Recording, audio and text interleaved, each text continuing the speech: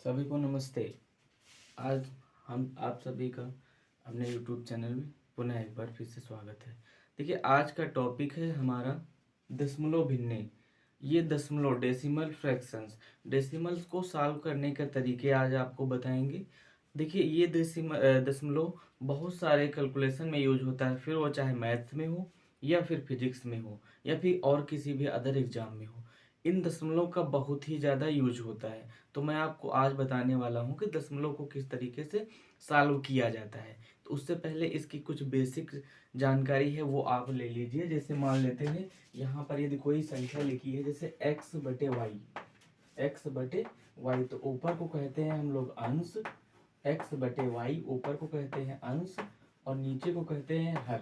यानी कोई भी संख्या फ्रैक्शन में लिखी भिन्न में, तो ऊपर वाली संख्या को x कहते हैं और नीचे वाली संख्या को y कहते हैं। यदि हम इसको ऐसे भी लिखना चाहें तो ये लिख सकते हैं x डिवाइड y।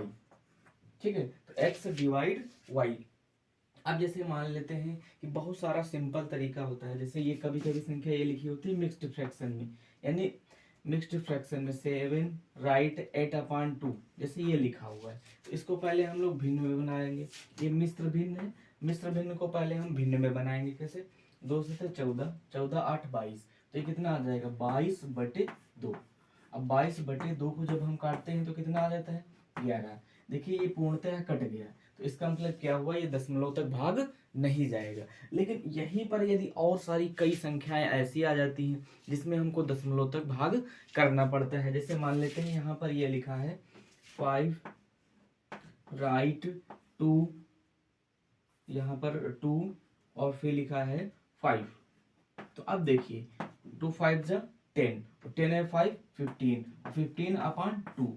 अब हम इसको इस तरीके से भाग करते हैं, तो इसको भाग करने पर कितना आता है, देखो ऐसे भाग करेंगे 2 15, 2 का 15 में पहले 2 का पहाड़ा इतनी बार पढ़ेगी 15 से ज्यादा ना जाए, तो 7 बार जाएगा, 2 से 14, और यहाँ से घटा दो, 5 से 4 गया 1, यहाँ से कट गया 0 आ गया। अब देखो यहाँ पर बचा 1, बचा ना, तो अब इसको हम क्या लिख सकते हैं, इसको ये लिख सकते हैं 2, 2 सही 7/1। या उस तरीके से नहीं लिखना चाहे मिक्स्ड फ्रैक्शन में पॉइंट में भाग करना चाहे तो यहाँ पर पॉइंट लगाएंगे। कभी कभी ध्यान रखिएगा जब ये दो नंबर्स साथ में उतरते हैं तो यहाँ पे 0 लग जाता है, लेकिन यहाँ पर दशमलव एक ही लगा है तो यहाँ पर दशमलव लगाने के बाद हम 0 बढ़ा सकते हैं। वैसे बेसिकली 3 0 बढ़ाए जाते हैं, या जब तक नहीं कट रहा है तब तक और बढ़ा सकते हो, कोई दिक्कत नहीं। अब देखिए 2 का पहाड़ा, हम 2 का पहाड़ा इतनी बार पढ़े कि 10 में कट जाए, तो 2 का पहाड़ा पढ़ेंगे 5 बार, तो 2 पंचे 10। देखिए पूरा पूरा कट गया ना, तो ये 2 पंचे 10 हो गया। अब इसी तरीके से इसका आंसर कितना आ गया 7.5, 7.5। मैं आपको अब थोड़ा स्टार बना के पॉइंट्स बताने जा रहा हूँ कि जैसे कोई भी डेसिमल फ्रैक्शन आ जाए तो उसको कैसे सॉल्व किया जाता है। जैसे ऊपर लिखा है 1/10, जब 0 आ जाए लास्ट में या नीचे 0 आ जाए, तो देखो अंक कितने अंक बाद 0 लगा हुआ है, एक अंक बाद लगा है तो ये आ जाएगा 0.1।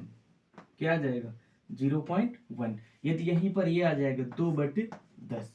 तो अब ध्यान रखिएगा यहाँ पर हम, आपको पता है नंबर सिस्टम में पढ़ाया है हमने कि ये दो सम संख्या है, 0 भी यानी 10 भी सम संख्या है, 2 से कट जाएगी। लेकिन आपको यहाँ पर काटना नहीं है। क्यों नहीं काटना है? क्योंकि आपको पता है नीचे 0 है तो हमको कुछ भी नहीं काटना है, भाग कर देना है। कितने अंक बाद दशमलव, कितना 0 लगा हुआ है नीचे 1 0, तो एक अंक बाद दशमलव लग जाएगा यानी 0.2। हमेशा ध्यान रखिएगा पॉइंट से पहले 0 जरूर लगाया जाता है यदि कोई नंबर्स नहीं है तो। इसी तरीके जैसे आ जाए 3/100।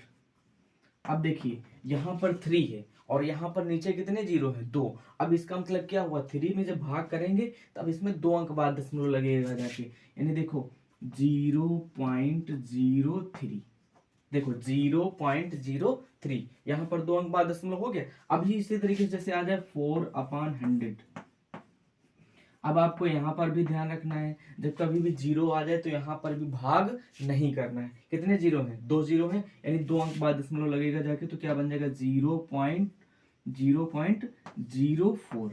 तो देखो 4/100 का कितना भाग करने पर आया 0.04। इसी तरीके से जैसे मान लेते हैं यहाँ पर आ जाए जैसे 132/7 और बटे 1000, बटे 1000। अब देखिए अब इसका बताइए कितना आएगा। अब देखिए यहाँ पर जीरो कितने लगे हुए, 3 जीरो लगे हुए, 1 2 3। अब इसको 3 जीरो लगे हैं तो 3 अंक बाद दशमलव लगाएंगे तो 1 2 3, तो इसका आंसर क्या आ जाएगा 1.327। तो ये बताइए पहले, ये बेसिक समझ में आया कि नहीं है? 1.327, ना कि हम वहां पर भाग करने बैठेंगे, जबकि हमको पता होता है कि जितने जीरो होते हैं उतने ही अंक बाद दशमलव ऊपर लगा दिए जाते हैं। अब देखिए इसके बाद जैसे कि यहाँ पर ये भाग हो गया। अब बहुत सारे चाहे जितने जीरो दे दे, जैसे मान लेते हैं हम ये दे दे तुमको 2 बटे, मान लेते हैं 25 लिखा है, 25 बटे 1000, या मान लेते हैं 2000 दे दे, 2000, 25/2000। अब यहाँ पे एक संख्या लिखी है और यहाँ पे बहुत सारे जीरो लगे हैं। इस तरीके से जब आ जाए तो हम इसको अलग अलग पहले तोड़ लेंगे। कैसे तोड़ेंगे? तो यहाँ पर लिखेंगे 25/2। यहाँ पर 3 जीरो लिखे हुए हैं तो इसका मतलब हो जाएगा 1000। क्या हो जाएगा? 1000। क्या हो गया? 1000। अब हम इसको भाग कर लेंगे, 25 को 2 से भाग कर लेंगे, तो 25 को 2 से भाग करेंगे तो कितना आ जाएगा? 12.5 आ जाएगा, यानी 12.5। ध्यान रखना 12.5। और नीचे कितना जीरो है? 3 जीरो। नीचे कितना जीरो है? 3 जीरो। अब देखिए यहाँ पर फिर से वही प्रोसेस अपनाना है, नीचे जितने जीरो होंगे उतने अंक बाद दशमलव लगेगा जाके। तो कितने दशमलव है? 1 2 3, 3 दशमलव है। तो अब ध्यान रखिएगा, पहले से दशमलव ऑलरेडी लगा हुआ हो तो दशमलव के बाद अंक ऐड किए जाते हैं। तो यहाँ पर पहले से लगा हुआ है एक, तो 0.5 हम भूल जाएंगे, उसमें ऐड नहीं करेंगे। अब 3 अंक बाद दशमलव लगाएंगे तो यहाँ पे देखो 1 2, तो ये बन जाएगा 0.0125। देखिए कितना लॉन्ग कैलकुलेशन था और कितना सिंपल तरीके से हो गया।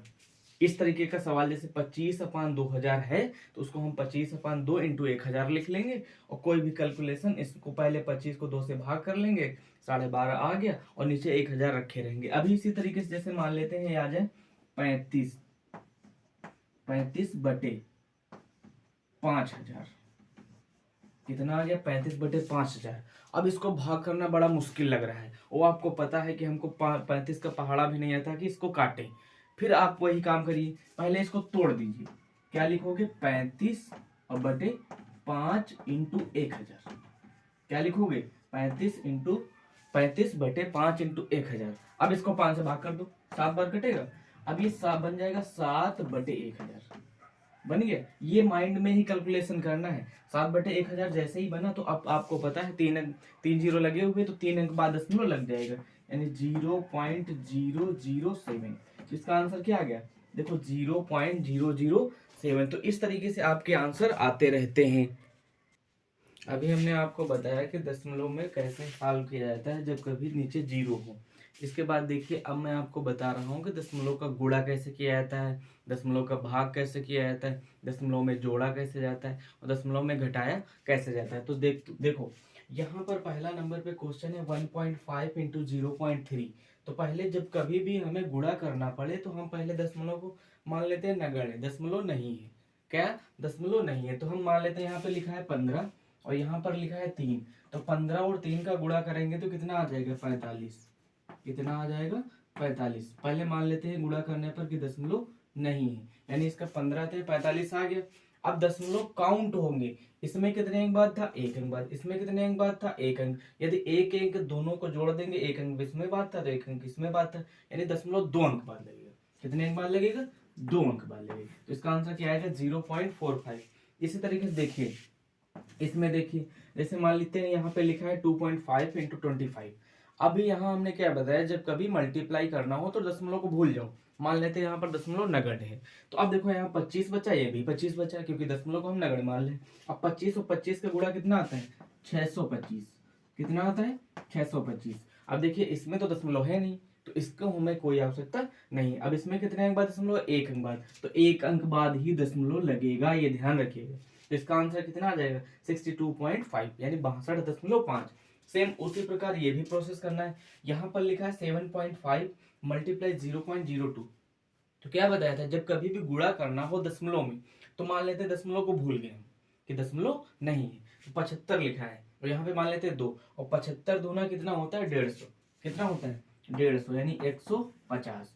कितना होता है? 150। अब कितने अंक बाद दशमलव लगेगा? देखो 1 2, इसमें एक अंक बाद, तो दो इसमें और एक इसमें, दो एक तीन, एक दो तीन, यानी क्या आ जाएगा 0.150। इसका आंसर ये आ गया। अब देखिए इसी तरीके से इसमें भी यही मान लेते हैं कि यहाँ पर लिखा है 125 और यहाँ पर क्या लिखा है 3, क्योंकि दशमलव को हम नगण्य मारने हैं, गुणा करने में हम नगण्य मार लेते हैं, बाद में ऐड करके जोड़ दिया जाता है। अब 125 का 3 से गुणा करोगे तो कितना होगा, 3 पचे 15 के 5, 3 दूनी 6, 1 7 और 3 एक कम 3, यानी 375।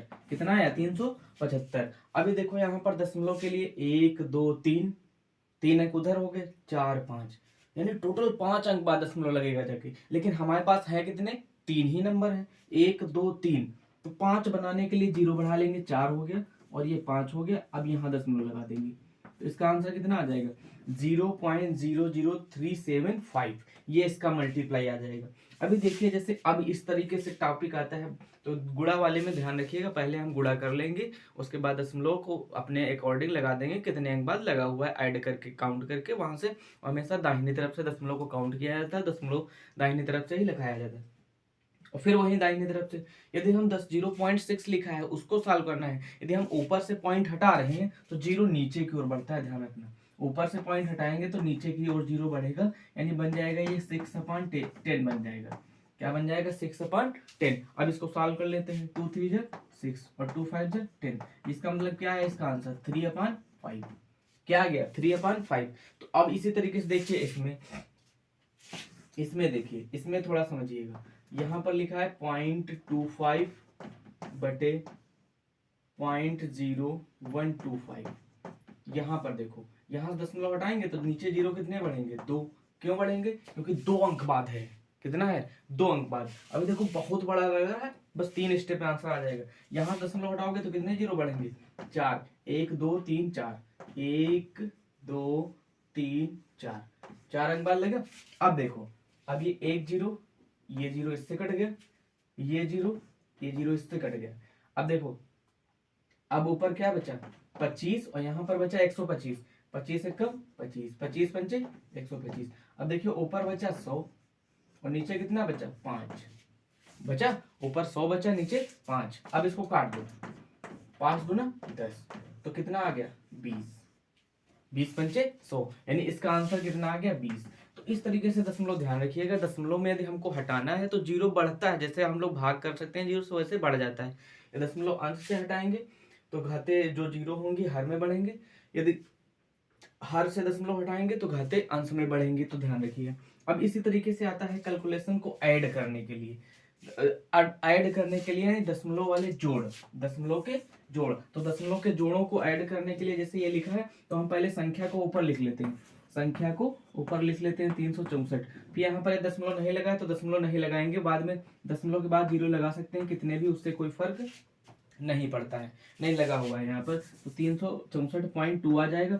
अब देखिए यहाँ पर लिखा है 16, तो यहाँ पर हो जाएगा 16.0, क्योंकि यहाँ दशमलव नहीं लगा है। तो यहाँ पर ध्यान ये दीजिएगा, ये दोनों में दशमलव लगा है तो बहुत ही सरल हो जाता है जोड़ना। क्यों, फिर दशमलव के नीचे दशमलव रखते हैं और फिर दाहिने तरफ के अंक दाहिने तरफ और बाईं तरफ के अंक बाईं तरफ, क्योंकि फिर जोड़ने में कोई दिक्कत नहीं होती। दिक्कत कब आती है, जब एक में दशमलव लिखा हो और दूसरी संख्या में दशमलव ना लिखा हो, तो बच्चे यहाँ पे कंफ्यूज हो जाते। तो वहां पे ध्यान रखिएगा 300 जिसमें दशमलव लिखा हो और जो संख्या बड़ी हो उसको ऊपर रखना, या दशमलव नहीं लगा जिस वाली संख्या में उसको नीचे रखना, या फिर दशमलव छोटी संख्या जो हो नीचे रखना, और फिर पॉइंट लगा के जीरो बढ़ा सकते हो, उसमें कोई दिक्कत नहीं है। यहाँ पे 16 लिखा है तो 16.0 लिख सकते हो। अब जोड़ दो, जैसे सिंपल से रूल होते हैं, 2 आ गया, 6 4 10 का 0, 6 1 7 1 8, 3 1 3। अब देखो इसका आंसर कितना आ गया 380.2 और इसका आंसर आ गया 380.2। ठीक है, तो ये दशमलव का जोड़ हो गया। अब इसी तरीके से देखिए दशमलव का घटाना होता ऐसे ही, तो इसको अलग से लिख लेंगे हम लोग 456। और फिर देखो यहाँ पर दशमलव नहीं लगा है ना कहीं भी, तो दशमलव लगा के जीरो बढ़ा सकते हैं। अब देखो बन गया दशमलव में, और फिर इस वाले अंक में दशमलव के नीचे दशमलव रख लेंगे, दाहिनी तरफ के दाहिनी तरफ और बाईं तरफ के बाईं तरफ। अब देखिए यहाँ पर जीरो बढ़ा लिया हमने, क्योंकि जीरो बढ़ा सकते हो। यहाँ पर बचेंगे 10, अब दहाई ले जाएगी, 10 से 5 जाएगा, कितना बचेगा 5। यहाँ पर कितना बचा 9, 9 से 2 गया 7, यहाँ पे लगा लेंगे दशमलव के नीचे दशमलव, यहाँ पर बचेंगे 5, 5 से 3 गया 2, अब यहाँ पर कितना बचेगा 5 और यहाँ पर कितना बचेगा 4। ठीक है, तो इस तरीके से देखिए 5 आ गया, फिर 7 2 9 हो गया और 3 2 5 1 6। देखो यहाँ से जब 10 से 5 गया तो 5 बचा, और यहाँ से 9 से 2 गया तो 7 बचा, और वहाँ से 5 से 3 गया तो 2 बचा, और यहाँ पर बच जाएगा 5, और यहाँ पर बच जाएगा 3। ठीक है, तो इस तरीके से हम लोग अभी इसका दशमलव निकाल सकते हैं, यानी घटा सकते हैं। तो ये दशमलव का जोड़, घटाना और गुणा और भाग था, बहुत ही बेसिक, जो छोटे बच्चों को पढ़ाया जाता है। मैथ्स की थी क्लास, तो आप लोगों ने इसको देखा, दशमलव भिन्ने। तो दशमलव भिन्ने में ध्यान रखिए कि इस तरीके से जोड़, घटाना और गुणा भाग किया जाता है। तो ये सबसे बेसिक पॉइंट होता है, इसलिए क्योंकि ये कैलकुलेशन में सबसे ज़्यादा यूज होता है, चाहे मैथ्स का कैलकुलेशन हो और चाहे फिजिक्स का कैलकुलेशन हो। ठीक है, तो आप लोगों को समझ में आया, इसका कमेंट करिएगा, लाइक करिएगा, सब्सक्राइब करिएगा और अधिक से अधिक लोगों में शेयर करिएगा। ठीक है, थैंक यू, मिलते हैं नेक्स्ट वीडियो में।